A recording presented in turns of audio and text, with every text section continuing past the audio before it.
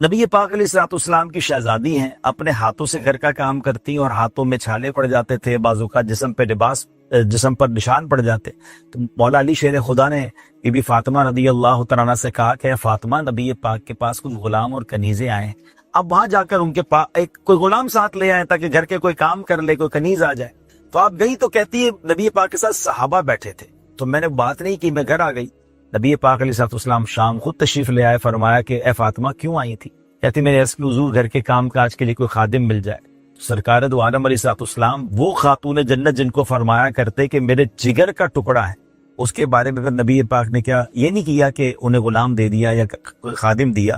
یار آقا نے فرمایا اے فاطمہ اپنے گھر کے کام کاج اپنے ہاتھ سے کیا کرو. اللہ تھک جاؤ تو 33 بار سبحان اللہ، 33 بار الحمدللہ اور 34 بار اللہ اکبر پڑھ لیا کرو. یہاں پہلے تسبیح فاطمہ کی خوبصورت بات بتا دوں. علماء فرماتے ہیں اگر کوئی تھک جائے، آج بھی کوئی ایسا بندہ ہے جو کام کاج سے تھک جاتا ہے، روزے میں تھک جاتا ہے، تسبیح فاطمہ پڑھ لے، انشاءاللہ آپ کی تھکن جو وہ ریلیز ہو جائے. سبحان اللہ. مگر یہاں اسلامی بہنوں سے خاص طور پر گزارش ہے کہ جو گھر کے کام کاج نہیں کرتی. اور یہاں ایک اور پرابلم کیا ہو گیا اشفاق بھائی، طلاق کا ریشیو بڑھتا جا رہا، اور اس کی ایک وجہ یہ بھی ہے کہ ہم نے اپنی بچیوں کو گھر کے کام کاج سکھانا ہی چھوڑ دیا. اب ماسیاں گھر میں ہیں، کام کرنے والے والیاں ہیں، تو بندہ کہتا کیا ضرورت ہے میری بچی کو کام کرنے کی. لیکن جس سسرال میں اس نے جانا ہے، اگر اس کو کھانا پکانا ہی نہیں آتا، گھر گرستی ہی نہیں آتی، اس کو کپڑوں کے بارے میں کچھ نہیں پتا، طے کیسے کرنے کچھ بھی نہیں آ رہا ہوتا، اتنا کوڑا اپنی بچی کو رکھتے ہیں کہ بعد میں نیکسٹ لائف میں اس کو مشکل ہو جاتی ہے. یہاں ماں باپ کو بھی چاہیے کہ بے شک اللہ نے آپ کو نوازا ہے، آپ کے گھر میں ملازمین کیوں نہ ہوں، آپ بچی کو گھر کے کام کاج ضرور سکھائیں. کیونکہ جو بھی خاتون گھر کے کام کاج اپنے ہاتھ سے کرتی ہے وہ دوسرے گھر کی آنکھوں کا تارا بن جاتی ہے. ہمیں اللہ کرے یہ بات سمجھ آئے. تو اب بی بی فاطمہ رضی اللہ تعالیٰ عنہ کو نبی پاک خادم کیا جنتی خادم دے سکتے تھے؟ آپ تو جنتی خزانوں کے مالک ہیں نا، مگر آپ نے اپنی بچی کی تربیت اس طرح فرمائی. تو یہاں ماں باپ کے لیے بھی ایک درس ہے کہ وہ بچیوں کی تربیت کیسے کریں، اور یہاں ان بچیوں کے لیے بھی درس. اب عید کے دن قریب آ رہے ہیں، تو جو بیچارے ایسے لوگ ہیں جو مڈل کلاس ہیں یا غریب لوگ ہیں، ان کے گھروں میں فرمائشی لسٹ شروع ہو گئی ہے کہ ہمیں عید کے دنوں میں یہ بھی چاہیے، یہ والے کپڑے بھی چاہیے، تو یہ بھی چیزیں چاہیے.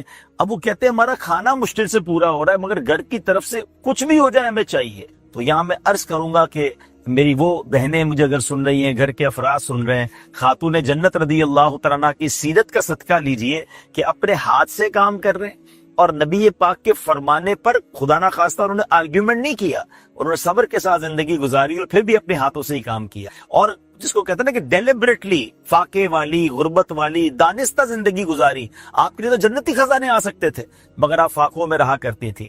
تو یہاں میری ان بہنوں سے گزارش ہے کہ اگر آپ کے گھر میں کوئی آپ کے بچوں کے والد ہیں یا آپ کے اپنے والد ہیں یا بڑے بھائی ہیں، اور ان کی اتنی حیثیت نہیں ہے، اور آپ کو آپ کی پسند کی چیزیں نہیں وہ لے کر دے رہے، تو پلیز انہیں پریشر نہ دیجئے. کیونکہ بعض اوقات گھر والوں کے پریشر کی وجہ سے یا تو وہ ڈپریشن کا شکار ہو جاتے ہیں، یا وہ بیچارے مریض ہو جاتے ہیں، یا پھر اللہ نہ کرے وہ حرام کمانے کی طرف چلے جاتے ہیں، اور جس کی وجہ سے یا تو گھر میں حرام روزی آتی ہے، یا اللہ نہ کرے پھر کوئی قانونی کارروائی ہو جاتی ہے. تو اللہ کی رضا پر راضی رہیں، اللہ سے دعا کرتے رہیں. میں بھی دعا کرتا ہوں، آپ بھی دعا کریں کہ اللہ ان تمام ہمارے غریب مسلمانوں کے گھروں میں خوشحالی عطا فرما دے، ان کے رزق میں اللہ وسعت دے دے، مگر پریشر نہ دے. تھوڑا سا وقت مگر مشکل ہے، اللہ کی رضا پہ راضی رہیں، انشاءاللہ جلد اچھے دن آ جائے گا. اسلام سے پہلے کے حالات دیکھیں نا عورتوں کے بارے میں، تو حیثیت کیا تھی کہ وہ مردوں کی خواہشات پورا کرنے کے لیے کھلونا تھی. عورتیں دن رات مردوں کی خدمت کرتی، محنت مزدوری بھی عورتیں کرتی، اور جو کچھ کماتی وہ مردوں کو دے دیا کرتی. مگر وہ ظالم مرد ان عورتوں پر کچھ بھی خرچ نہ کیا کرتے، عورتوں کو جانوروں کی طرح مارتے پیٹتے تھے. ذرا ذرا سی بات پر عورتوں کے کان، آنکھ اور ناک کاٹ دیا کرتے تھے، عورتوں کو دردناک سزائیں دے کر قتل کر دیا کرتے. باپ کے مرنے کے بعد جس طرح اس کے لڑکے جائیداد کے مالک ہو جاتے تھے، اس طرح اپنے باپ کی بیوی یعنی اپنی ماں کے بھی مالک ہو جاتے تھے. معاذ اللہ اپنی ماں کو لونڈی بنا کر رکھتے تھے. اللہ اکبر. عورتوں کو ان کے ماں باپ، بھائی بہن، شوہر کی میراث میں کوئی حصہ نہیں ملتا تھا. عورتیں کسی چیز کی مالک نہیں ہوتی تھی. عرب کے بعض قبیلوں میں تو یہ ظالمانہ دستور تھا کہ بیوہ ہو جانے کے بعد عورتوں کو گھر سے باہر نکال کر ایک چھوٹے سے تنگ اور تاریک جھونپڑے میں 1 سال کے لیے قید رکھا جاتا. کھانے پینے اور تمام ضرورتیں وہ اسی جھونپڑے میں پوری کیا کرتی تھی. بہت سی عورتیں گھٹ گھٹ کر مر جاتی. جو زندہ رہ جاتی تو 1 سال بعد ان کے دامن میں اونٹ کی مینگنیاں ڈالی جاتی اور ان کو فورس کیا جاتا کہ کسی جانور کے بدن سے اپنے بدن کو رگڑیں. پھر اسی گندی حالت میں پورے شہر کا چکر لگایا جاتا تھا اور گویا یہ اعلان ہوتا تھا کہ اس عورت کی اب عدت ختم ہو گئی ہے. اللہ اکبر. ایسی رسمیں تھی, ایسے رواج تھے. عورتیں بلبلاتی, روتی, تڑپتی, مگر ان عورتوں کے زخموں پر کوئی مرہم رکھنے والا نہیں تھا, کوئی فریاد سننے والا نہیں تھا. اللہ اکبر. 12 ربیع الاول کی صبح صادق کے وقت کائنات میں ایک ایسا نور جلوہ گر ہوا, ایک ایسی شخصیت آئی جہاں جس نے جہالت کے اندھیروں کو ختم کیا, وہاں ساری دنیا کی عورتوں کے لیے ایک ایسے دکھ کا مداوا بن کر آئے. نبی پاک علیہ الصلوۃ والسلام ایسے احکامات لے کر آئے, اتنی پیاری شریعت اور مذہب لے کر آئے جس میں اللہ کے دین نے عورتوں کو ایسا مقام عطا کیا کہ سبحان اللہ, عورتوں کی قسمت کا ستارہ چمک اٹھا. اسلام کی بدولت ظالم مردوں کے ظلم و ستم سے کچلی اور روندی ہوئی عورتوں کا درجہ اس قدر بلند ہوا کہ عورت معاملات زندگی اور موت کے ہر مرحلے پر عورت کو باوقار مقام حاصل ہوا. مردوں کی طرح عورتوں کے بھی حقوق جو ہے وہ بیان کیے گئے. عورتوں کی حفاظت کے لیے احکام خداوندی نازل ہوئے. عورتوں کو مالکانہ حقوق مل گئے. عورتیں اپنے مہر کی رقموں, اپنی تجارتوں, اپنی جائیدادوں کی مالک بنا دی گئی. اپنے ماں باپ, بھائی بہن, اولاد اور شوہر کی میراثوں کی وارث قرار دی گئی. الغرض وہ عورتیں جو مردوں کی جوتیوں سے بھی زیادہ ذلیل و خوار تھی, انتہائی مجبور و لاچار تھی, وہ مردوں کے دلوں کا سکون اور ان کی گھروں کی ملکہ بن گئی. چنانچہ قرآن مجید صاف لفظوں میں خواتین کے, عورتوں کے حقوق بیان کرتے ہوئے ارشاد فرماتا ہے, بسم اللہ الرحمن الرحیم, خلق لکم من انفسکم ازواجا لتسکنوا الیہا وجعل بینکم مودۃ ورحمہ. قرآن کہتا ہے, ترجمہ کنز ایمان, تمہارے لیے تمہاری جنس سے جوڑے بنائے کہ ان سے آرام پاؤ اور تمہارے آپس میں محبت اور رحمت رکھی. اب کوئی مرد نہ عورتوں کو مار پیٹ سکتا ہے, نہ ان کو گھروں سے نکال سکتا ہے, اور نہ کوئی ان کے مال و اسباب یا جائیدادوں کو چھین سکتا ہے, بلکہ ہر مرد پر مذہبی طور پر عورتوں کے حقوق ادا کرنے لازم ہیں. اللہ اکبر. گویا اسلام نے ظلم کا دروازہ بند کر دیا, کبھی ماں کے روپ میں, کبھی بیٹی کے روپ میں, کبھی بہن کے روپ میں, تو کبھی زوجہ کے روپ میں. اللہ اکبر. عورت کو ایک ایسا مرتبہ عطا فرما دیا کہ عورت کسی بھی روپ میں ہو, جب بھی اس کے جناب حقوق تلف کیے جائیں گے, نا انصافی کی جائے گی, اسلام وہاں پر اپنا کردار ادا کرتا ہے. اسلامی قوانین سامنے آتے ہیں, عورتوں کے حقوق بیان کیے جاتے ہیں. ایمان والو, تمہیں حلال نہیں کہ عورتوں کے وارث بن جاؤ زبردستی, اور عورتوں کو روکو نہیں اس نیت سے کہ جو مہر ان کو دیا تھا اس میں سے کچھ لے لو, مگر اس صورت میں کہ صریح بے حیائی کا کام کریں اور ان سے اچھا برتاؤ کرو. پھر اگر وہ تمہیں پسند نہ آئے تو قریب ہے کہ کوئی چیز تمہیں ناپسند ہو, اور اللہ اس میں بہت بھلائی رکھے. سبحان اللہ. اب اس آیت کا شان نزول ابن جریر و ابن ابی حاتم نے سیدنا عبداللہ ابن عباس رضی اللہ تعالی عنہما سے روایت کی کہ زمانہ جاہلیت میں کوئی شخص مر جاتا تو اس کے وارث مرد اس فوت شدہ کے مال کے ساتھ اس کی بیوی کے بھی مالک بن جاتے تھے. اس کو روکنے کے لیے آیت کریمہ کا پہلا حصہ کرہن تک نازل ہوا. اچھا, پھر امام زہری فرماتے ہیں کہ بعض خاوند جن کو اپنی بیویاں ناپسند ہوتی تھی تو وہ انہیں نہ تو اچھی طرح بساتے تھے نہ انہیں طلاق دیتے تھے, بلکہ ان کی موت کا انتظار کرتے تھے تاکہ ان کے گھر اور ان کے نکاح میں وہ عورت فوت ہو جائے اور اس کی تمام میراث لے لیں. ان کو اس ظلم سے روکنے کے لیے اس آیت کریمہ کا ایک حصے کا نزول ہوا. ایک قول یہ ہے کہ زمانہ جاہلیت میں بعض لوگ عورتوں کو طلاق دیتے, پھر رجوع کرتے, پھر طلاق دیتے, اس طرح اس کو معلق رکھتے تھے. نہ وہ ان کے پاس آرام پا سکتی, نہ دوسری جگہ ٹھکانہ بنا پاتی. اس کو منع فرمایا گیا. غرض یہ کہ اس کی زندگی برباد کر دیتے. तमाम जालिम खावंदों को इस जुल्म से रोकने के लिए आयत करीमा का आखिरी जुज नाजिल हुआ। ऐ मेरे मीठे इस्लामी भाइयों, अब जरा आइए इस आयत के पस मंजर में आज के दौर के हालात को देखते हैं। मौजूदा करंट सिचुएशन क्या है? यहाँ तो जो हालात जमाना जहालियत के बयान किए जा रहे हैं, इन पर गौर करें। इन्हीं हालात में क्या ऐसा तो नहीं कि हमारा माशरे में भी इस वक्त यही हालात चल रहे हैं? बीवियों को तंग करना, जबरी तौर पर मेहर माफ करवाना, इनके हुकूक अदा ना करना, जहनी अजियतें देना, कभी औरत को उसके माँ बाप के घर बिठा देना, कभी अपने घर में रखकर बातचीत बंद कर देना, दूसरों के सामने डांट डिपट करना, लताड़ना, झाड़ना वगैरह। औरत बेचारी शौहर के पीछे पीछे फिर रही होती है और शौहर साहब फिरौन बने बने आगे आगे जा रहे होते। औरत के घर वालों से सराहतन बीवी के जरिए नित नए मुतालबे किए जाते हैं, कभी कुछ दिलाने और कभी कुछ दिलाने का। अलगर्ज जुल्म सितम की वो कौन सी सूरत है जो आज हमारे माशरे में नहीं पाई जा रही? अल्लाह अज़्ज़ व जल करे कि कुरान की ये आयतें उन लोगों को समझ आ जाएं और वो अपनी इस बुरी रविश से बाज आ जाएं। मीज़ इन आयात की रोशनी में वो लोग भी कुछ गौर करें जो इस्लाम से शर्मिंदा से रहते हैं और ढके छुपे अल्फाज में कहते हैं कि इस्लाम में औरतों पर बहुत सख्तियां हैं। वो देखें कि इस्लाम में औरतों पर सख्तियां की गई हैं या इन्हें सख्तियों से निजात दिलाई गई है। सुभान अल्लाह। अब अगला इस आयत का जो एक जुज है, असा अन तकरहू शैआ, तो हो सकता है कोई चीज तुम्हें नापसंद हो।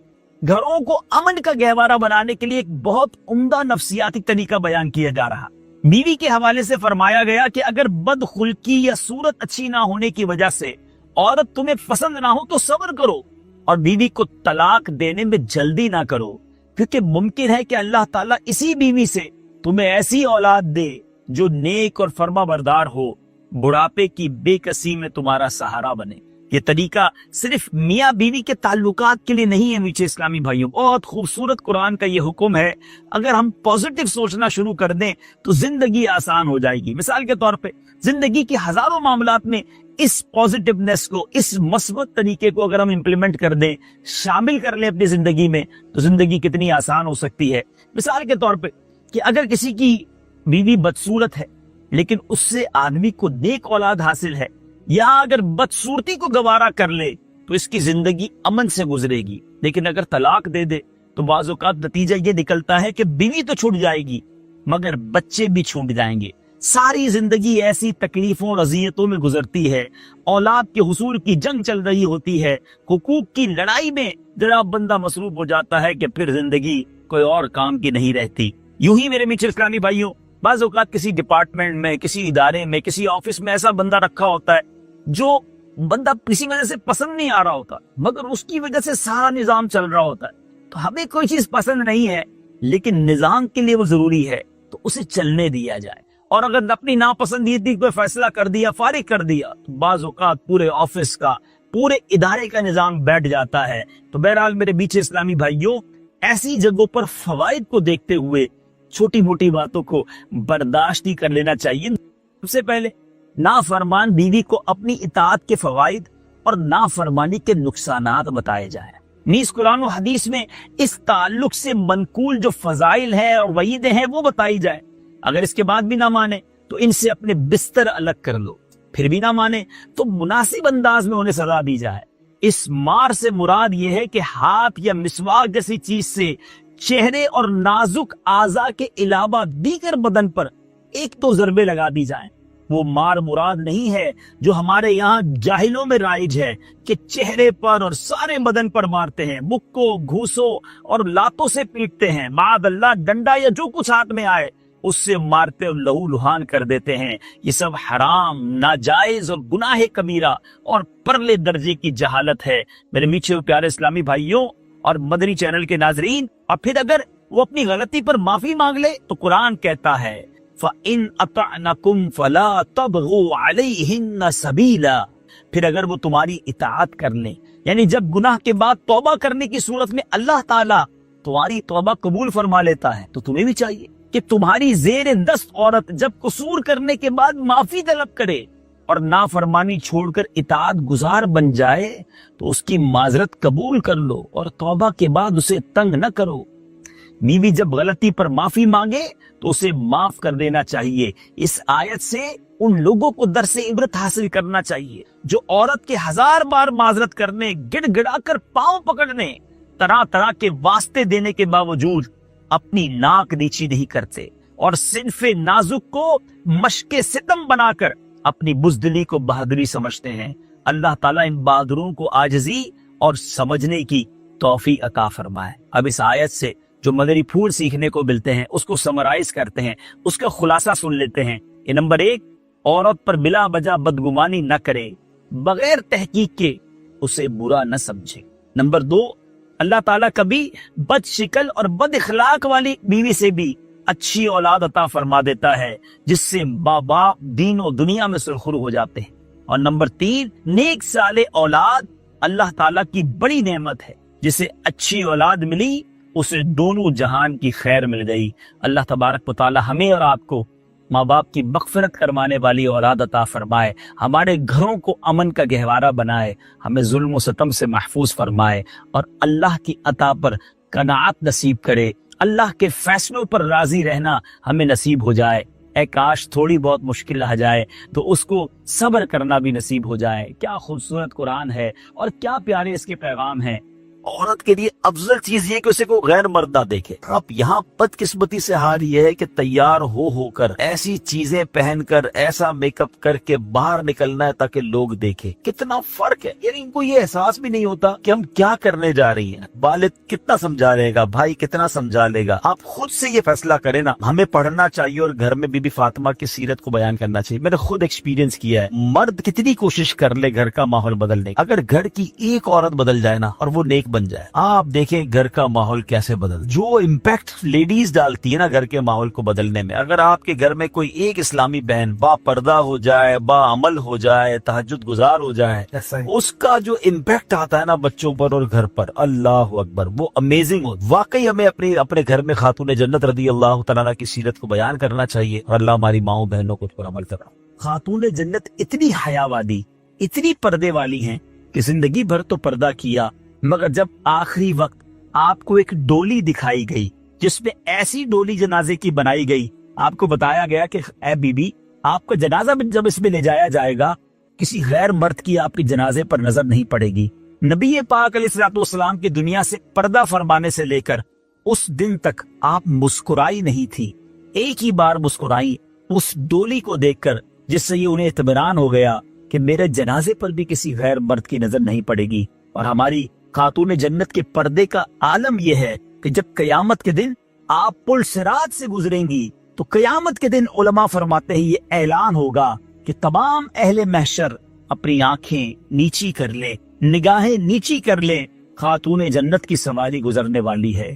ایسی با پردہ خاتون جن کا ہم سب اب ان کی غلامی کا دم بھرتے ہیں، پنجتن کا اپنے آپ کو ہم غلام کہتے ہیں۔ میری اسلامی بہنیں سوچیں کہ وہ تو جنازہ بھی کوئی نہ دیکھے، اس کی تمنا کریں، اور آج ہماری بہنیں بازاروں میں بے پردہ گھومیں۔ یہ سچی غلامی نہیں ہے اہل بیت کی۔ ان کی سیرت مجھے اور آپ کو یہ پیغام دیتی ہے۔ جو میرے بھائی مجھے سن رہے ہیں، اپنے گھر میں پردے کی ترکیب بنائیے، گھر والوں کو سمجھائیے بے پردگی گھر میں نہیں ہونی چاہیے۔ اور جو بہنیں مجھے سن رہی ہیں وہ خود سے یہ پلان کر لیں کہ انشاءاللہ آج کے بعد کبھی بے پردہ نہیں گھومیں گی۔ اللہ تعالیٰ مجھے اور آپ کو حیا کی توفیق نصیب فرمائے۔ نسبت سرکار کیا ہے سنیے گا۔ ایک بار سرکار دو عالم علیہ الصلوۃ والسلام کی پھوپھی جان حضرت صفیہ رضی اللہ تعالیٰ عنہ، ان کو کسی نے کہہ دیا کہ اے صفیہ، اللہ پاک کی بارگاہ میں آپ کو نبی پاک علیہ الصلوۃ والسلام کی رشتہ داری کوئی فائدہ نہ دے گی۔ تو حضرت صفیہ نے یہ سنا تو آپ بڑی غمزدہ ہو گئیں، اور سرکار دو عالم علیہ الصلوۃ والسلام تک جب یہ خبر پہنچی تو نبی پاک علیہ الصلوۃ والسلام پر ایک جلال کی کیفیت طاری ہوئی۔ حضرت بلال سے فرمایا اے بلال، لوگوں کو جمع کرو۔ نبی پاک علیہ الصلوۃ والسلام کے حکم پر مدینے کے لوگوں کو جمع کیا گیا۔ سرکار دو عالم علیہ الصلوۃ والسلام ممبر پر تشریف فرما ہوئے اور اللہ پاک کی حمد و ثنا بیان کی، اور فرمایا کیا حال ہے ان لوگوں کا جو یہ گمان کرتے ہیں کہ میری رشتہ داری فائدہ نہیں دے گی۔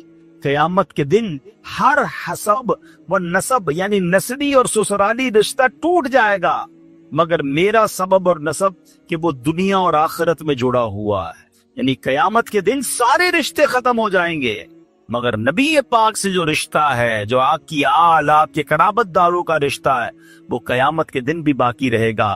علامہ سید ابن عابدین شامی رحمت اللہ تعالی علیہ فرماتے ہیں، تقریباً انہی الفاظ کی حدیث کئی سندوں سے مروی ہے، اس کے علاوہ بہت ساری احادیث ہیں جن سے ثابت ہوتا ہے کہ نبی پاک علیہ الصلوۃ والسلام کا جو نسب پاک آپ کی اولاد کو ضرور نفع پہنچائے گا۔ یہ دنیا سے اچھے حال میں رخصت ہوں گے، آخرت میں نجات پائیں گے۔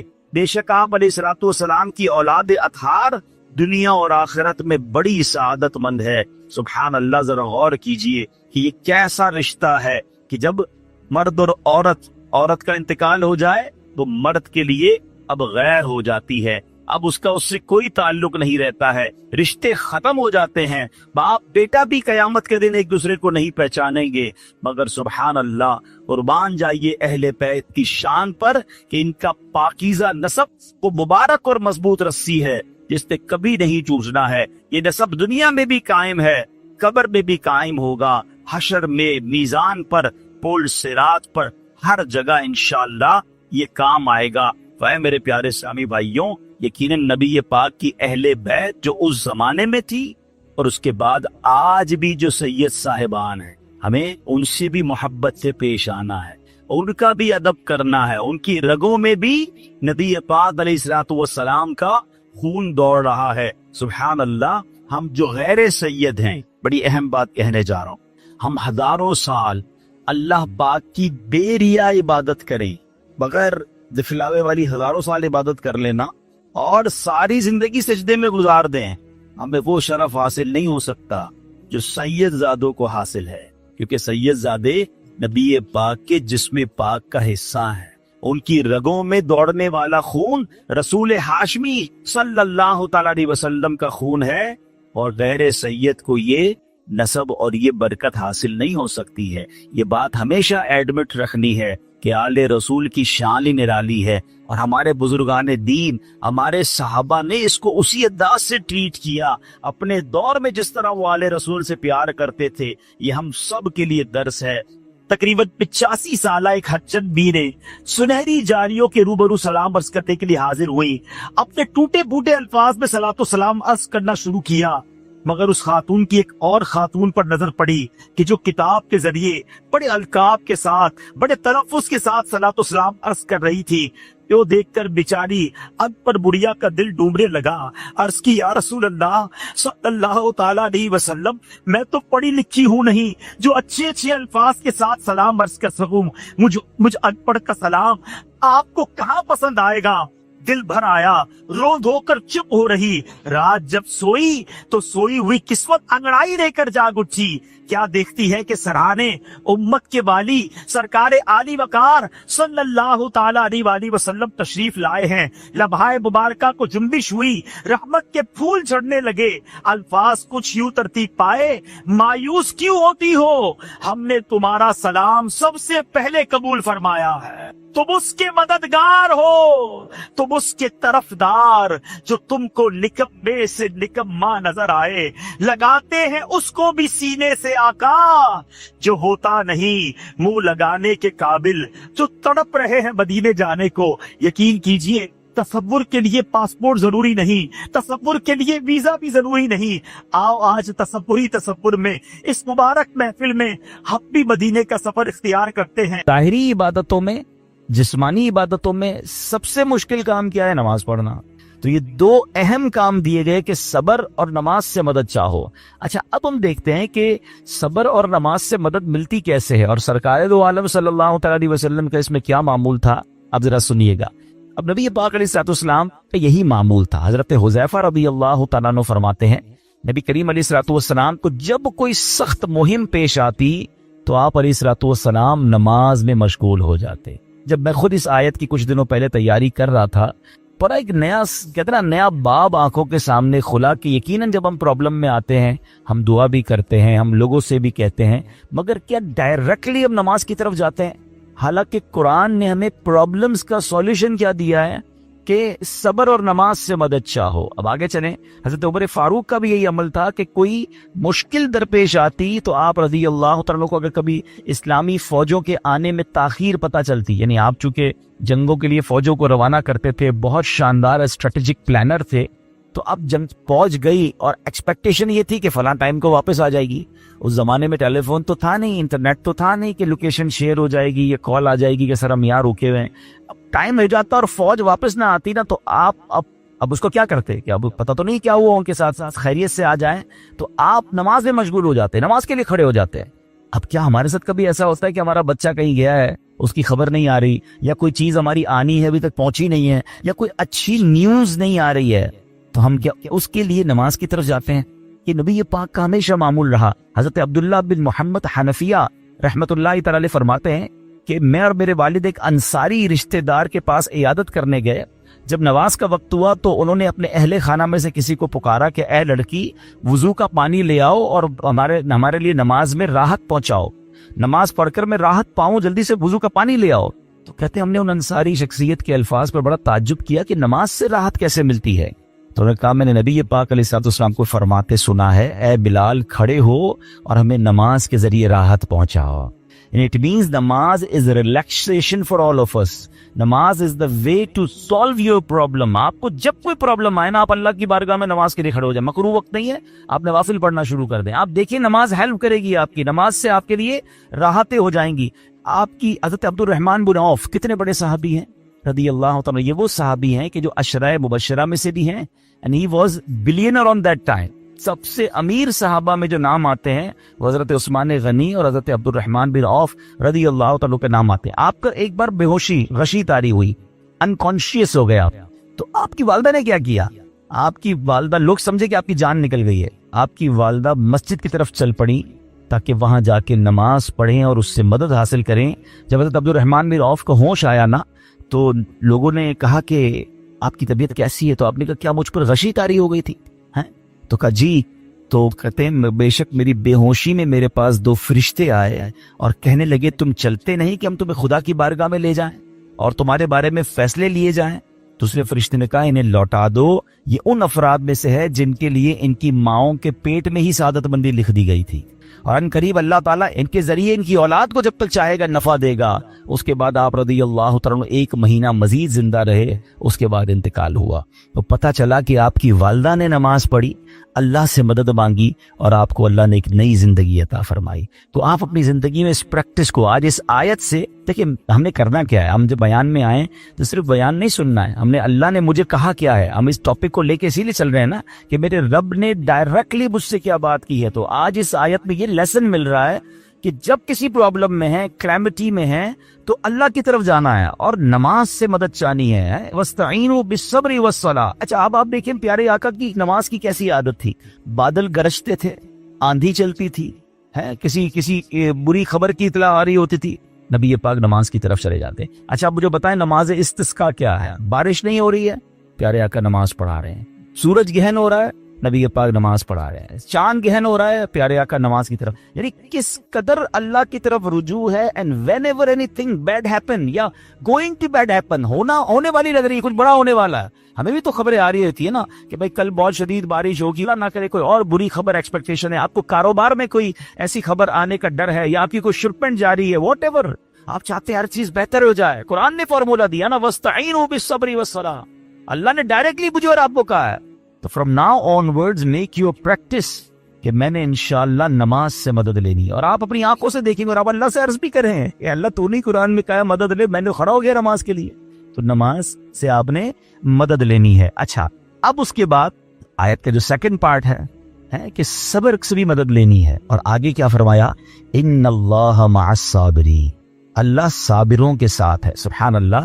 اس کا مطلب یہ ہوا کہ اللہ تعالیٰ اپنے علم و قدرت کے ساتھ ویسے تو ہر کسی کے ساتھ ہے، لیکن یہاں صبر کرنے والوں کا خاص ذکر اس لیے ہوا تاکہ انہیں معلوم ہو جائے کہ اللہ تعالیٰ ان کی مشکلات کو دور فرما دے گا. مگر کرنا کیا ہے؟ صبر کرنا ہے. اچھا اب صبر کے بارے میں 2 باتیں بڑی اہم ہیں کہ صبر نارملی ہم جب بھی صبر کے بارے میں سنتے ہیں تو صبر ہم کہتے ہیں یار تکلیف آئی ہے صبر کرو. یقیناً یہ بھی صبر ہے، مگر صبر کی ایک اور قسم بھی ہے جو اس سے بھی سپیریئر ہے، جو اس سے بھی افضل ہے. اور وہ کیا ہے؟ गुनाह के लिए दिल चाहे, हराम के लिए दिल चाहे, नफसानी ख्वाहिशात बुरा काम करवाना चाह रही हैं और बंदा उस पर सब्र करे। ये सब्र जो है ना, ये शरीयत को और महमूद है और बड़ा अफजल है कि इंसान को जी चाहे कि फला गुनाह करना है मगर वो उस पर सब्र करे। और दूसरा सब्र वही है जो हम जानते हैं कि कोई मुसीबत आ जाए, कोई आफत आ जाए, कोई हमारा अल्लाह ना करे किसी से लड़ाई हो जाए, हमें कोई बुरा भला कहे, हम उसे माफ कर दें, सब्र करें। या जिस्मानी तकलीफ है, कारोबार में प्रॉब्लम है, हम अल्लाह की रजा पर राजी रहें। तो ये दो किस्म के सब्र हैं। और जब कोई बंदा सब्र करता है ना, तो कुरान और हदीस और बुजुर्गान दीन के अकवाल से मैं अब उसको इसके 10 फायदे बताना चाहता हूं। मैं कहता जाऊंगा, आप अल्लाह के जिक्र की नीयत से सुभान अल्लाह भी कहते रहें, जन्नत में दरख्त भी लगाते रहें। ठीक है। अल्लाह ताला सब्र करने वालों के साथ है। सब्र करने वाले को उसके अमल से अच्छा अजर मिलेगा। सब्र करने वाले को बेहिसाब अजर मिलेगा। सब्र करने वालों की जजा देखकर कयामत के लोग हसरत करेंगे। सब्र करने वाले रब्बे करीम की तरफ से दुरूद व हिदायत और रहमत पाते हैं। सब्र करने वाले अल्लाह को महबूब हैं। सब्र आधा ईमान है। सब्र जन्नत के खजानों में से एक खजाना है। सब्र करने वाले की खताएं मिटा दी जाती हैं और सब्र हर भलाई की कुंजी है। अब आते हैं इन दोनों सब्र को थोड़ा सा डिफाइन करते हैं। एक नफसानी ख्वाहिशात, गुनाह का जी चाहता है, क्योंकि नफ्स है ना, वो तो हर वक्त मौज मस्ती चाहता है, वो तो हर वक्त चाहता है जनाब बस ये भी काम कर लूं, वो भी कर लूं। अब मुझे ये देखना है कि मेरा ये काम अल्लाह को राजी करेगा या रब को नाराज कर देगा। लेकिन जो नफसानी ख्वाहिशात पर सब्र करता है ना, गुनाह से अपने आप को बचाता है। कुरान क्या कहता है? व अम्मा मन खौफ मकाम रब्बिही व नहन नफ्स अनिल हवा फइन्नल जन्नत हियल मअवा। और रहा वो जो अपने रब के हुजूर खड़े होने से डरा और नफ्स को ख्वाहिश से रोका, तो बेशक जन्नत ही उसका ठिकाना। दिल चाह रहा है, शैतान कह रहा है कर ले, कोई देखने वाला नहीं, तो इलाका भी चेंज कर लिया, शहर भी तब्दील हो गया, nobody here to watch you, मगर अल्लाह देख रहा है। अच्छा, नॉर्मली अगर गौर करें हम गुनाह करते क्यों हैं? जितने भी गुनाह है, what ever the list of गुनाह उठाइए, कोई शराब पीता है, कोई बदकारी करता है, मादल्ला, कोई जुआ खेलता है, कोई जनाब बेहयाई करता है, गंदी चीजें देखता है या झूठ बोलता है, वॉट एवर, इन तमाम गुनाहों में थोड़ी सी लज्जत है, टेस्ट। ठीक है, गीबत में भी टेस्ट है, बल्कि किताबों में आया कि गीबत में शराब से भी ज्यादा मजा है, जब भी तो बंदा छोड़ता नहीं है।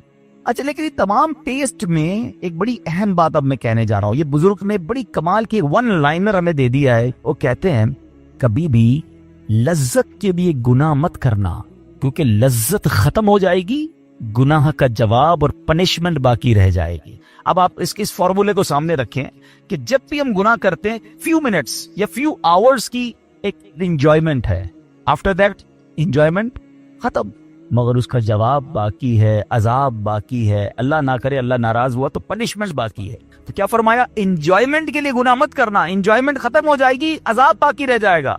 और अगला सेंटेंस कितना खूबसूरत है, फरमाते कभी भी तकलीफ की वजह से नेकी मत छोड़ना, तकलीफ खत्म हो जाएगी, अजर बाकी रह जाएगा। है, अब मिसाल देता हूं, इसके 2-3 एग्जाम्पल समझिए। गुनाह की एग्जाम्पल तो आप समझ गए कि कोई भी थोड़ी देर का गुनाह करता है, लज्जत पाता है, वो गुनाह खत्म, अजाब बाकी। अब नेकी में क्या होता है? फजर के लिए उठना, नींद आ रही है, दिल नहीं चाह रहा, आप उठे, आपने वजू किया, फजर पड़ा, वो उठने की तकलीफ तो खत्म हो गई ना, वापस सोना तो सो जाइए, मगर फजर का अजर और सवाब बाकी रह गया है। रमजान के रोजे डिफिकल्ट हैं, लेकिन इफ्तार के बाद तकलीफ खत्म हो जाती है, हम खाते पीते हैं, मौज करते हैं, मगर सवाब बाकी रह जाता है। कभी कभी आपको कोई मस्जिद के में बुलाता है, यार चलो भाई बयान हो रहा है, इज्तिमा हो रहा है, कोई नेकी की बात हो रही है, नहीं यार दिल नहीं चाह रहा, आप आ गए, आधे 1 घंटा बैठे, फिर चले गए, वो आपका जो टेंशन था या प्रेशर था वो खत्म हो गया, मगर सवाब बाकी रह गया। तो अब इस फार्मूले को याद रखिएगा, जब भी गुनाह आपकी तरफ आए ना, आप सोचे कितनी देर का फायदा है, 1 घंटा दोस्तों के साथ बैठूंगा, बुरी बातें करूंगा, 2 घंटे फिल्म देखूंगा, 2 ढाई 3 घंटे, बस उसके बाद जवाब तो बाकी है ना, कयामत तक अल्लाह को जवाब देना पड़ेगा। नहीं यार, मुझे इंजॉयमेंट के लिए गुनाह नहीं करना। और जब कोई नेकी का काम आए और आपको लगे यार दिल नहीं चाह रहा, मजा नहीं आ रहा, बोरियत होगी, छोड़ना यार, तो बंदा सोचे कितनी देर की नेकी, आधे घंटे की, 1 घंटे की, बस 2 घंटे की, और सवाब बाकी रह जाएगा। Let's do it. अगर ये बात समझ आ गई ना आपको, तो इंशाअल्लाह देखिएगा गुनाह से बचना और नेकियां करना आसान हो जाएगा। तो अब क्या फरमाया कुरान ने कि जिसने अपने नफ्स को रोका, क्या खूबसूरत आयत है, वअम्मा मन खौफ मकाम रब्बिही व नहन नफ्स अनिल हवा। अब रहा वो जो अपने रब के हुजूर खड़े होने से डरा और नफ्स को ख्वाहिश से रोका, तो बेशक जन्नत ही उसका ठिकाना है। और एक और जगह कमाल से फरमाया, वलिमन खौफ मकाम रब्बिही जन्नता, مبارک ہو ان کو جو اللہ سے ڈرتے ہیں نا، صبر کرتے ہیں، گناہ نہیں کرتے، رک جاتے ہیں۔ قرآن کہتا ہے جو اپنے رب کے حضور کھڑے ہونے سے ڈرے اس کے لیے 2 جنتیں ہیں، ایک نہیں 2 جنتیں ہیں۔ سورہ رحمان کی آیت ہے۔ تو پتا چلا کہ نفس کو روکنا یہ آسان بھی نہیں ہے، ہاں دل بہت چاہتا ہے، مگر یہ صبر جو ہے نا، ان اللہ مع الصابرین کا جو معراج ہے، جو ٹاپ آف دا لسٹ صبر ہے، وہ یہ صبر ہے۔ اچھا اب آتے ہیں ایک اور صبر کی صورت کہ اب آپ کو کسی نے غصہ دلا دیا، برا بلا کہا، یا آپ کے مزاج کے خلاف بات ہو گئی، اب آپ نے روکنا ہے اپنے آپ کو، اب غصے کا اظہار نہیں کرنا، لڑائی نہیں کرنی، گالی کا جواب گالی، اینٹ کا جواب پتھر، انگریزی کا مقولہ ہے نا ٹٹ فار ٹیٹ، جیسے کو تیسا، یہ ہماری شریعت ہمیں نہیں سکھاتا۔ اچھا آج کل کسی کو کہو نا یار آپ کیوں یار لڑائی کر رہے ہیں، بھائی میں جواب نہ دوں تو لوگ سمجھیں گے کمزور آدمی ہوں، مجھے اپنا روب بھی تو رکھنا ہے، میں بھی تو پتا چلے کون ہوں، اپنا بتاؤں تو صحیح کون ہوں۔ سچی بات پتہ ہے کیا ہے، جو ٹٹ فار فیٹ کرتا ہے، گالی کا جواب گالی سے دیتا ہے نا، وہ واقعی بتا دیتا ہے وہ کون ہے، وہ اپنا تعارف کروا رہا ہوتا ہے کہ یہ بھی ایسا ہے میں بھی ویسا ہی ہوں، او بھائی۔ اچھا پھر ایک اور عجیب جملہ بڑا مشہور ہے آج کل، جناب ہم شریف کے ساتھ شریف ہیں، ہم بدماش کے ساتھ بدماش ہیں۔ مجھے آج تک سمجھ نہیں آئی یہ کون سا بٹن لگا ہوا ہے آپ کے اندر کہ شریف کے ساتھ آپ شریف ہو جاتے ہیں، بدماش آتا تو آپ بھی بدماش ہو جاتے ہیں۔ جناب والا شریف آدمی شریف کے ساتھ بھی الحمدللہ رب العالمین والصلاة والسلام على سید المرسلین، اما بعد فاعوذ باللہ من الشیطان الرجیم، بسم اللہ الرحمن الرحیم۔ پڑھیے الصلاة والسلام علیک یا رسول اللہ وعلی آلک واصحابک یا حبیب اللہ، الصلاة والسلام علیک یا نبی اللہ وعلی آلک واصحابک یا نور اللہ۔ حکایت الصالحین نامی کتاب ہے اور اس میں ایک بڑا ہی ایمان افروز واقعہ موجود ہے جو آج میرے بیان کا موضوع بھی ہے، ذرا توجہ سے آپ سب نے بیان کو سننا ہے۔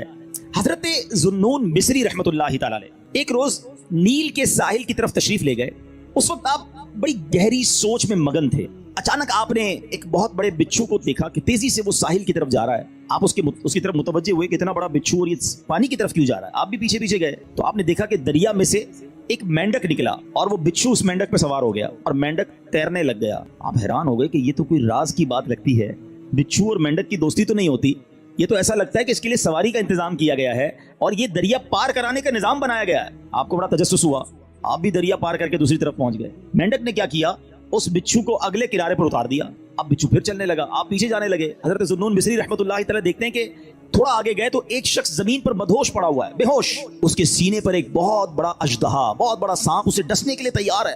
اس بندے کو پتہ ہی نہیں وہ بے ہوش پڑا ہوا ہے، مگر اس بچھو نے رائٹ ٹائم اچانک وہاں پہنچ کر اس سانپ کو ڈنک مارا اور اس بندے کی حفاظت کا انتظام کیا، وہ سانپ وہیں پر مر گیا اور بچھو واپس چلا گیا۔ حضرت ذوالنون مصری حیران کہ مالک یہ تیرے عجب راز ہیں، اس بے ہوش بندے کو تو پتہ ہی نہیں ہے کہ اس کی حفاظت کے لیے تو نے انتظام کیا کیا ہے۔ لیکن حضرت ذوالنون مصری رحمۃ اللہ تعالی علیہ سب کہتے ہیں کہ میں سمجھ گیا کہ یہ بندہ ہے بہت بڑی چیز، اللہ کا بڑا نیک بندہ ہے کہ اس کی حفاظت کے لیے رب نے دوسرے علاقے سے بچھو بھیجا جس نے سانپ کو ڈسنے سے روک لیا، حالانکہ بندہ بے ہوش پڑا تھا۔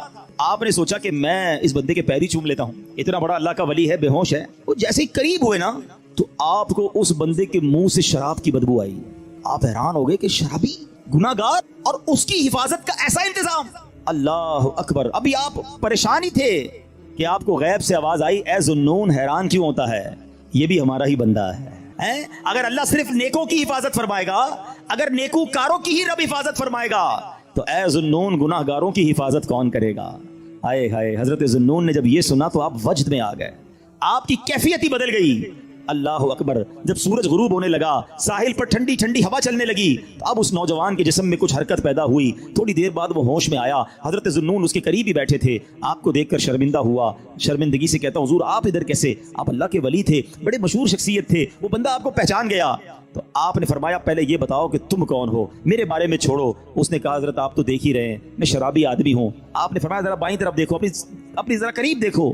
اس بندے نے دیکھا تو مرا ہوا بہت بڑا سانپ پڑا ہوا۔ حضرت ذوالنون مصری نے اب اس کو سارا واقعہ سنایا کہ میں تو کہیں اور تھا، میں نے ایک منظر دیکھا، بچھو اور مینڈک کے پیچھے ادھر آیا، اللہ نے تیری حفاظت کا کیسا انتظام کیا، تو رب کی نافرمانی کرتا ہے اور وہ مالک تیری حفاظت فرما رہا ہے۔ اللہ اکبر۔ جب اس شرابی نے یہ واقعہ سنا وہ زاروں کتار رونے لگا اور اس کے بعد اس نے جو ہے یہ اس نے بڑا کمال کا جملہ کہا، اگر وہ ذات گناہ گاروں کو ایسا نوازتی ہے تو پھر نیکوں کو کیسا نوازتی ہوگی؟ جب اپنے نافرمانوں کو وہ ایسا نوازتا ہے تو اپنے فرما برداروں کو کیسا نوازتا ہوگا؟ یہ کہہ کر وہ شخص نے سارے گناہوں سے توبہ کی، اب مجاہدات کرنے لگا، اب عبادتیں کرنے لگا۔ ایک وقت ایسا آیا کہ اس بندے کا شمار اللہ کے مقبول بندوں میں ہونے لگ گیا، وہ بھی اللہ کا ولی بن گیا۔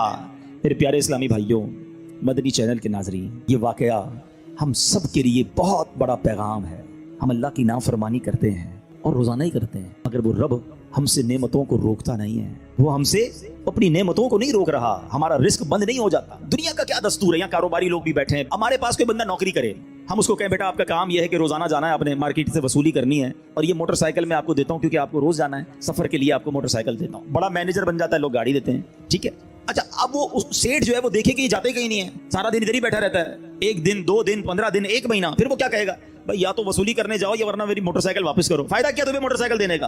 جو فیسلٹی دیتا ہے کوئی ہمیں کسی کام کے لیے دیتا ہے نا، اگر وہ کام نہ کریں تو وہ فیسلٹی واپس لے لی جاتی ہے۔ سچ بتاؤ، میرے رب نے مجھے اور آپ کو آنکھیں کیوں دی ہیں؟ کیا حرام دیکھنے کے لیے دی ہیں؟ تلاوت کے لیے دی ہیں، ماں باپ کو محبت سے دیکھنے کے لیے دی ہیں، اللہ کے گھر کو دیکھنے کے لیے دی ہیں، اللہ نے جو حلال چیزیں ہمیں دی ہیں وہ دیکھنے کے لیے دی ہیں۔ کبھی ایسا ہوا کہ ہم حرام دیکھیں اور اندھے ہو جائیں؟ یار میری آج آنکھیں بند ہو گئیں، کیوں؟ بس وہ حرام دیکھ لیا تھا۔ نہیں، ہم گناہ کر رہے ہیں، وہ نعمتیں نہیں روک رہا ہے۔ یہ ہاتھ اس لیے نہیں دیے کہ اس سے حرام کام کیے جائیں، اس سے ظلم کیا جائے، مگر یہ ہاتھ حرام کی طرف اٹھتے ہیں، رب ہاتھ واپس نہیں لیتا۔ پیر گناہ کی طرف جائیں تو لنگڑے ہو جانے چاہیے تھے ہم، کہ بندہ کہے یار آج پیر نہیں چل رہے، کیوں؟ یار وہ کل میں جوا کھانے گیا تھا، میں شراب کھانے گیا، بے سنیما گیا، اللہ کی نافرمانی کے لیے چلا تھا، میرے رب نے پیر واپس لے لیے۔ اصول تو یہ بندہ ہے، مگر اس کی شان دیکھو کہ ہم روز نافرمانی کرتے ہیں، وہ ہمیں رزق دے رہا ہے، عزت بھی دے رہا ہے، اعضاء بھی سلامت ہیں، تک اللہ کو ناراض کریں گے؟ کب تک اس رب سے دور رہیں گے؟ وہ ایسا کریم ہے، دنیا میں کسی کی بات نہ مانو، وہ نوکری سے نکال دیتا ہے، مگر رب ایسا کریم ہے کہ بندہ اگر جب اس کی بات ماننے لگ جائے نا، ایک بار دل سے توبہ کر لے، وہ اس کے سارے گناہ بھی معاف کر دیتا۔ اللہ اکبر۔ اے میرے پیارے اسلامی بھائیو، یہ ہے میرا مالک جو ہمارے عیب چھپاتا ہے۔ ہم اکیلے میں گناہ کرتے ہیں، وہ بتاتا نہیں کسی کو، ورنہ وہ چاہے تو ہم سب کے عیب کھل جائیں۔ جو لوگ ہمیں عزت سے دیکھتے ہیں، جو محبت سے ملتے ہیں، جو ہمیں بڑے نیک سمجھتے ہیں، اللہ تو جانتا ہے نا ہماری حالت کیا ہے۔ پنجابی شاعر کہتا ہے نا، دنیا والوں کو پتہ چل جائے نا ہمارا ایک عیب، ایک فوراً میسج چلائیں گے، پتہ چلا اس نے یہ کیا ہے، ہاں ماں باپ بھی گھر سے نکال دیں گے۔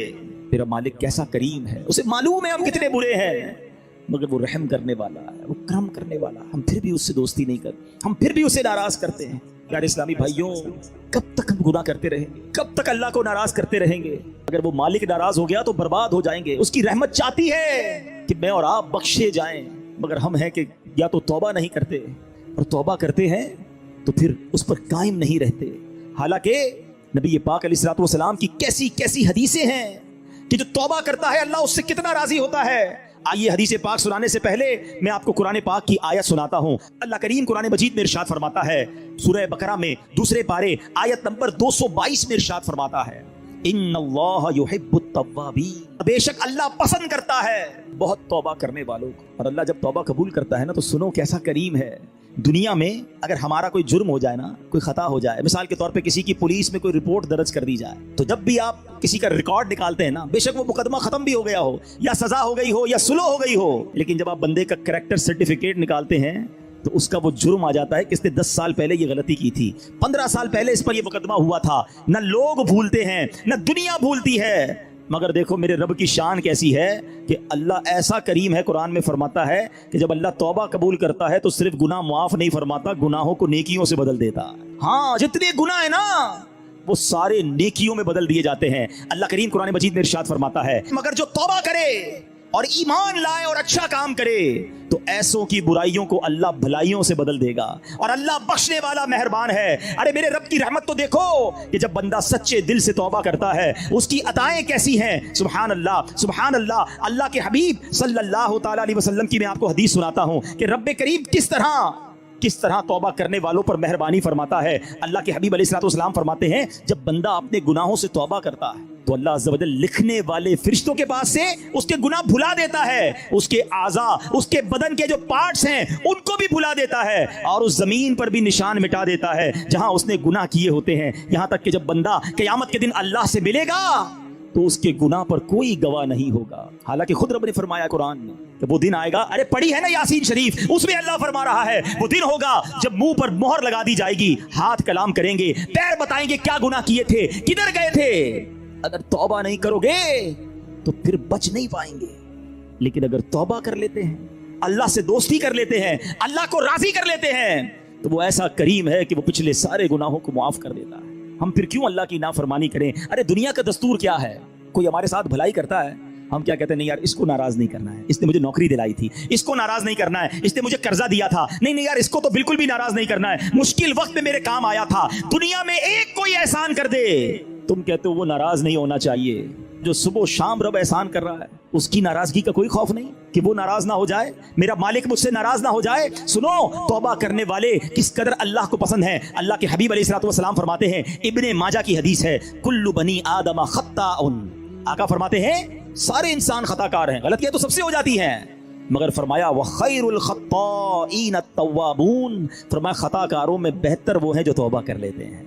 गलती होती है तो माफी मांग लेते हैं, सर को झुका लेते हैं, अल्लाह से अर्ज करते मौला आइंदा नहीं करूंगा, और उसकी बारगाह में नदामत का इजहार करते हैं। एक और जगह मेरे आका अलैहिस्सलाम फरमाते हैं, तुम सब में बेहतरीन वो है जो फितनों में मुब्तला हो और तौबा करता हो, यानी अगर गुनाह हो जाए फौरन माफी मांग ले। अच्छा, हमारे कुछ लोगों का तौबा का स्टाइल भी बड़ा अजीब है, तौबा तौबा अस्तगफिरुल्लाह, गालों पे चपत लगा ली मगर कोई शर्मिंदगी नहीं है। अरे ऐसी तौबा तो खुद तौबा की मोहताज है।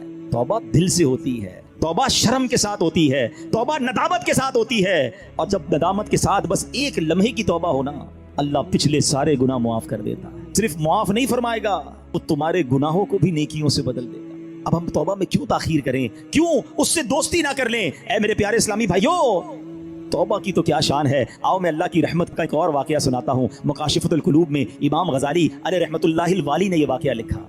बनी इसराइल में एक नौजवान था, 20 साल तक तो उसने अल्लाह की खूब इबादत की, फिर अगले 20 साल उसने अल्लाह की बहुत नाफरमानी की। फिर आईना देखा तो दाढ़ी के बाल सफेद हो गए। फिर वो गमजदा हो गया और कहने लगा, ए मेरे खुदा, मैंने 20 साल तक तेरी इबादत की, 20 साल तक मैंने तेरी नाफरमानी की, अब मैं तेरी तरफ आऊंगा तो मेरी तौबा कबूल हो जाएगी, या अल्लाह तो मुझे माफ कर देगा। उसने किसी कहने वाले की आवाज सुनी, तुमने हमसे मोहब्बत की, हमने तुमसे मोहब्बत की, फिर तूने हमें छोड़ दिया, हमने भी तुझे छोड़ दिया, तूने हमारी नाफरमानी की, हमने तुम्हें मोहलत दी, और अगर अब तू तौबा करके हमारी तरफ आएगा तो हम तेरी तौबा कबूल कर लेंगे। ये है उसकी रहमत।